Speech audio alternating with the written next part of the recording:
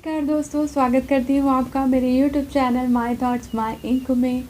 आज मैं आपके लिए लेकर आई हूँ बहुत ही एक प्यारी सी कहानी।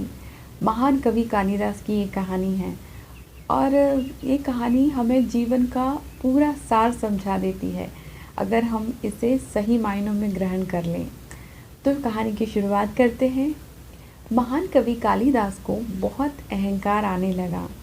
उन्हें लगता था कि वो इतने बुद्धिमान और इतने गुणी इंसान हैं कि जिनके पास हर प्रश्न का उत्तर होता है। वो सबसे ज़्यादा बुद्धिमान हैं और बहुत ज्ञानी व्यक्ति हैं। वो हर बात का जवाब दे सकते हैं और हर बात के लिए उनके पास उत्तर होता है, इसलिए उनसे ज़्यादा बुद्धिमान कोई भी नहीं है। इसी तरीके से सोचते सोचते वो एक यात्रा कर रहे थे।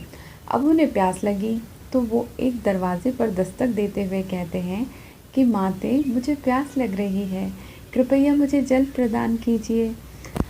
तो वहाँ से आवाज़ आती है कि मैं तो तुम्हें नहीं जानती, पहले तुम अपना परिचय दो कि तुम कौन हो, उसके बाद ही मैं तुम्हें जल दे पाऊँगी।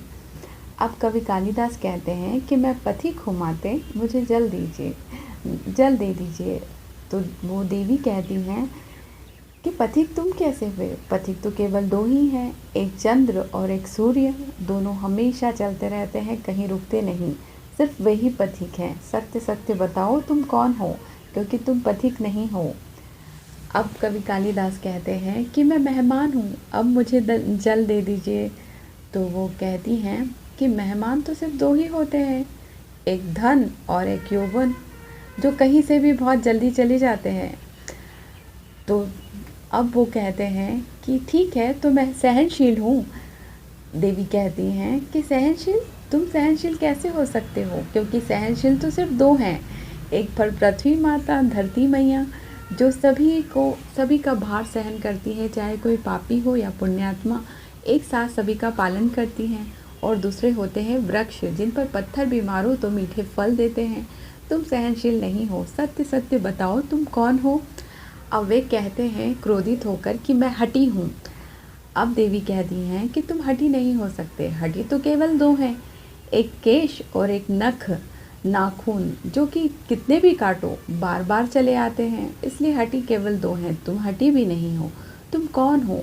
वो क्रोध में आ जाते हैं और उन्हें लगता है, वो अपमानित महसूस करते हैं, तो उन्हें लगता है कि ये क्या हो रहा है। तो वो कहते हैं कि ठीक है, तो आप मुझे मूर्ख समझ लीजिए, मैं मूर्ख हूँ।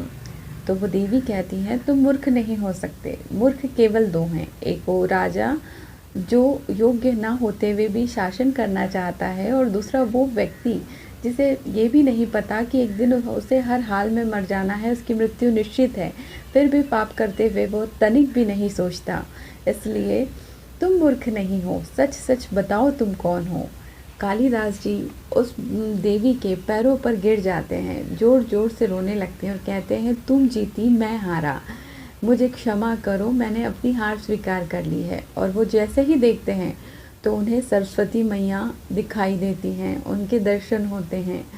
सरस्वती मैया प्रकट होती हैं और कहती हैं पुत्र, अहंकार किसी भी चीज़ का अच्छा नहीं होता, शिक्षा ज्ञान देती है, अहंकार कभी नहीं दे सकती। तुम्हें अहंकार हो गया था, तुमने शिक्षा से प्राप्त उपलब्धियों को अपने जीवन की सारी कमाई समझ लिया है। शिक्षा से प्राप्त मान और सम्मान को ही तुम अपने जीवन की असल उपलब्धि समझने लगे हो, और तुम्हारे चक्षुओं को सिवाय मेरे कोई खोल नहीं सकता था, इसीलिए मुझे आना पड़ा।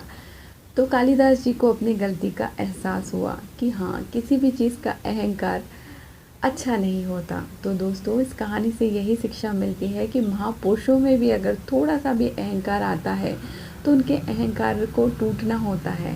तो एक साधारण व्यक्ति को तो अहंकार कभी भी शोभा नहीं देता, अहंकार किसी को भी शोभा नहीं देता।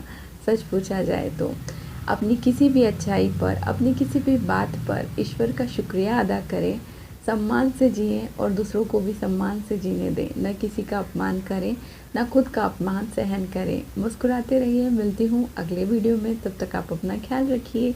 नमस्कार, प्रणाम।